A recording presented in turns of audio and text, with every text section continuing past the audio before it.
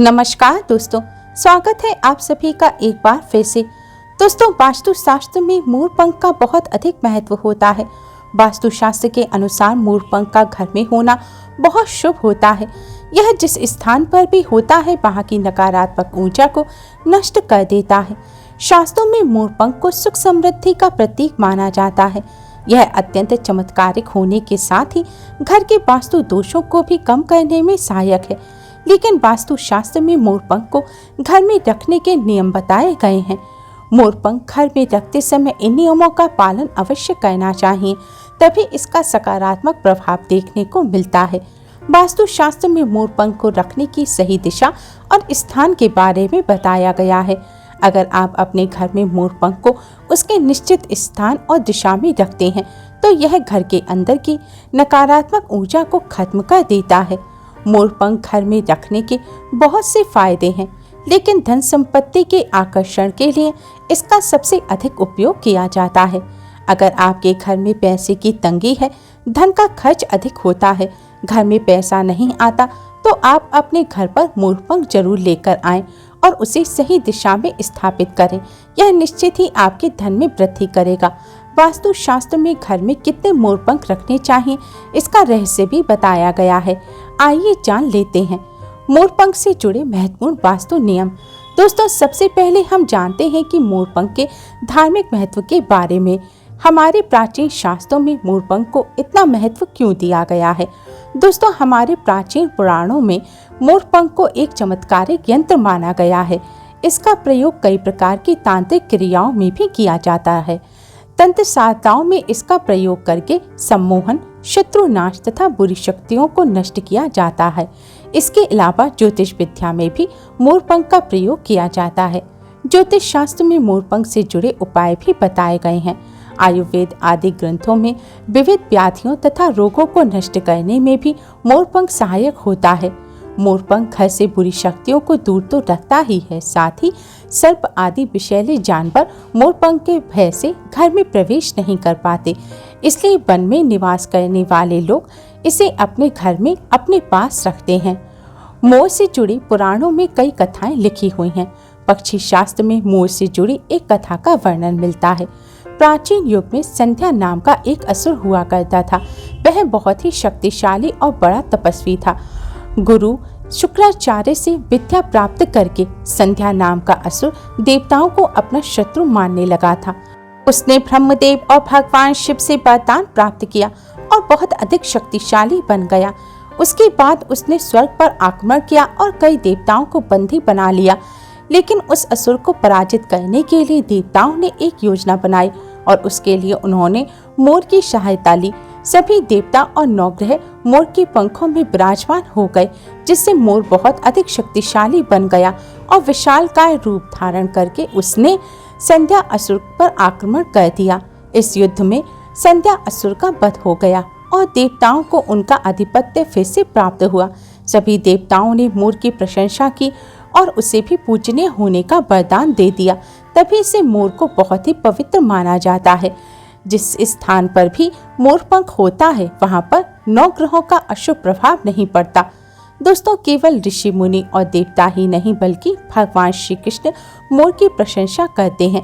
भगवान श्री कृष्ण ने मोर की श्रेष्ठता का वर्णन किया है और उन्होंने मोर के पंख को अपने मुकुट में धारण करके मोर के श्रेष्ठ होने का प्रमाण भी दिया है।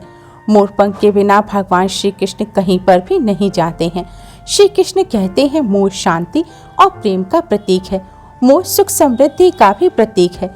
मोर का पंख मनुष्य की हर प्रकार से नकारात्मक शक्ति से रक्षा करता है। दोस्तों, मोर को विविध देवी देवताओं के प्रतीक के रूप में पुराणों में दिखाया गया है। माँ लक्ष्मी, देवी सरस्वती, भगवान श्री गणेश, भगवान कार्तिकेय जी, ऐसे अनेक देवी देवताओं का संबंध मोर से जोड़कर देखा जाता है। माँ लक्ष्मी धन संपत्ति ऐश्वर्य प्रदान करने वाली देवी हैं। माँ लक्ष्मी को मोरपंख अत्यंत प्रिय है। माँ लक्ष्मी के पास मोरपंख रखने से माता प्रसन्न होती हैं।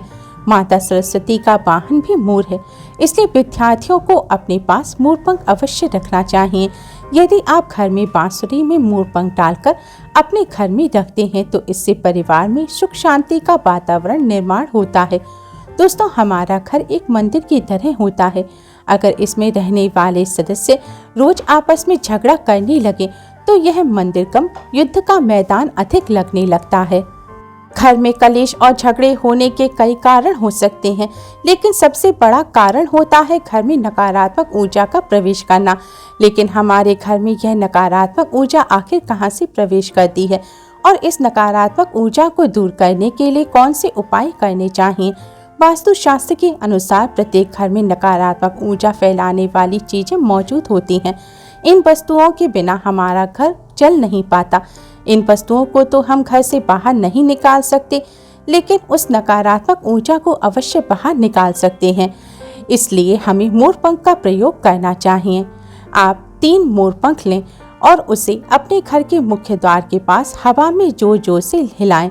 इससे आपके घर के अंदर की नकारात्मक ऊर्जा आपके घर से बाहर चली जाएगी। अगर आप रोज सुबह ऐसा करते हैं तो आपके घर के अंदर की संपूर्ण नकारात्मक ऊर्जा धीरे धीरे समाप्त हो जाएगी और आपके घर में सकारात्मक वातावरण का निर्माण होगा। इसी बात को ध्यान रखते हुए आज हम आपको बताएंगे कि घर में वो कौन सी 3 जगह हैं जहां पर आपको मोरपंख जरूर रखना चाहिए, और इन जगहों पर अगर आप मोरपंख रख देते हैं तो आपके घर में भी सबसे अधिक सकारात्मक ऊर्जा बनी रहेगी। सबसे पहली बात, घर से नकारात्मक ऊर्जा को दूर करने के लिए अगर घर में नकारात्मक ऊर्जा है और परिवार के सदस्यों की तरक्की में अड़चनें निर्माण हो रही हैं, तो आप अपने मुख्य द्वार के ऊपर गणेश जी की प्रतिमा रखें और प्रतिमा के दोनों ओर मोरपंख अवश्य रखें। इससे आपके घर में किसी भी प्रकार की नकारात्मक ऊर्जा प्रवेश नहीं कर पाएगी। यदि आपका मुख्य द्वार वास्तु दोष के नियमों के विरुद्ध है तो आप मुख्य द्वार पर 3 मोरपंख अवश्य रखें। इससे वास्तु दोष समाप्त हो जाएगा। दूसरी बात, ग्रहों के दुष्प्रभाव से बचने के लिए अगर घर के सदस्यों पर ग्रहों का दुष्प्रभाव है तथा ग्रहों की स्थिति खराब चल रही है तो मोरपंख लें और उस पर गंगा जल अथवा शुद्ध जल का छिड़काव करें। फिर इसे ऐसे स्थान पर रख दें जहां पर ये किसी को दिखाई ना दे। ग्रह शांत होने में मदद मिलती है। तीसरी बात, बुरी नज़र से बचने के लिए अगर घर के किसी सदस्य अथवा बालक को बुरी नज़र लगी है या उस पर किसी की बुरी नज़र का प्रभाव पड़ा है तो सोते समय उस व्यक्ति के तकिए के नीचे मोरपंख रखें और दूसरे दिन इसे किसी बहते जल में अथवा कुएं में डाल दें। इससे बुरी नज़र उतर जाती है। चौथी बात, पढ़ाई में मन नहीं लगता। अगर घर के विद्यार्थी का पढ़ाई में मन नहीं लगता है, उनकी याददाश्त कमजोर है, पढ़ाई करते समय बार बार नींद आती है, तो विद्यार्थी को माँ सरस्वती के सामने मोरपंख रखकर दूसरे दिन उस मोरपंख को अपनी किताबों में रखना चाहिए। इससे विद्यार्थी में एकाग्रता बढ़ेगी और माँ सरस्वती की कृपा बनी रहेगी। 5वां उपाय, दुष्ट शत्रुओं से छुटकारा पाने के लिए अगर कोई शत्रु जानबूझकर आपको परेशान कर रहा है और बार बार आपको नुकसान पहुंचाने का प्रयास करता है तो मंगलवार के दिन हनुमान जी के मस्तक का सिंदूर मोरपंख पर लगाएं और सुबह के समय बिना नहाए ही इसे बहते हुए जल प्रवाह में अथवा कुएं में डाल दें। इससे शत्रुओं से छुटकारा मिलता है। छठी बात, मनोवांछित फल प्राप्ति के लिए अगर मन की कोई इच्छा अधूरी है, कई दिनों तक कोशिश करने के पश्चात भी मनोवांछित फल प्राप्त नहीं होता, कार्यों में बार बार रुकावट आ रही है, तो आप राधा कृष्ण के मंदिर में जाकर भगवान श्री कृष्ण को मोरपंख चढ़ाएं अथवा घर में ही श्री कृष्ण जी की मूर्ति पर मोरपंख लगाएं और अपनी इच्छा उनके सामने प्रकट करें। 7वीं बात, अगर पति पत्नी के बीच तनाव हो, घर के अंदर कलेश होते हैं, पति पत्नी के बीच बार बार झगड़ा होता है, आपसी प्रेम कम होने लगा है, तो उनके बेडरूम में दक्षिण पूर्व की दिशा में मोरपंख रख देना चाहिए। इससे दोनों के बीच में प्रेम बढ़ेगा और आपसी मनमुटाव भी कम होगा। 8वां उपाय, धन में वृद्धि के लिए अगर धन की कमी है, अचानक धन खर्च हो जाता है, तो घर में तिजोरी अवश्य बनाएं। तिजोरी रखते समय यह ध्यान रखें कि तिजोरी को पश्चिम की दीवार पर सटाकर रखें और इसका मुख पूर्व दिशा की ओर हो। इससे देवराज की कृपा दृष्टि बनी रहेगी। साथ ही महालक्ष्मी की पूजा में मोरपंख रखकर उसे तिजोरी में रखें। इससे घर में सुख समृद्धि आती है और धन की कमी महसूस नहीं होती। यदि धन की समस्या आ रही है तो घर के आग्नेय कोण में अर्थात दक्षिण पूर्व दिशा में अपनी कमर से ऊपर कंधे के ऊंचाई पर 2 मोरपंख शुक्ल पक्ष में लगाएं। जल्दी ही धन प्राप्ति के नए अवसर प्राप्त होने लगेंगे। 9वां उपाय, आप किसी भी शुभ दिन मोर का एक पंख लेकर घर के किसी ऐसे स्थान पर रखें जहां पर आने जाने वाले लोगों की नजर सबसे ज्यादा पड़ती है। असल में मोर का पंख नकारात्मक ऊर्जा को अवशोषित करता है, इसलिए आपको इसको ऐसे स्थान पर लगाना चाहिए जहां यह सभी को नजर आए।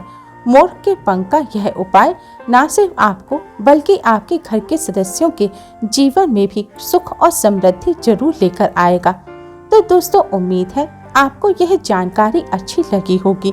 वीडियो को लाइक जरूर करें और कमेंट में सच्चे दिल से जय श्री कृष्ण और जय महालक्ष्मी अवश्य ही लिखें। साथ ही इस चैनल को सब्सक्राइब कर लीजिए ताकि आपको ऐसी ही आध्यात्मिक जानकारी प्राप्त हो। आप सभी का बहुत बहुत धन्यवाद।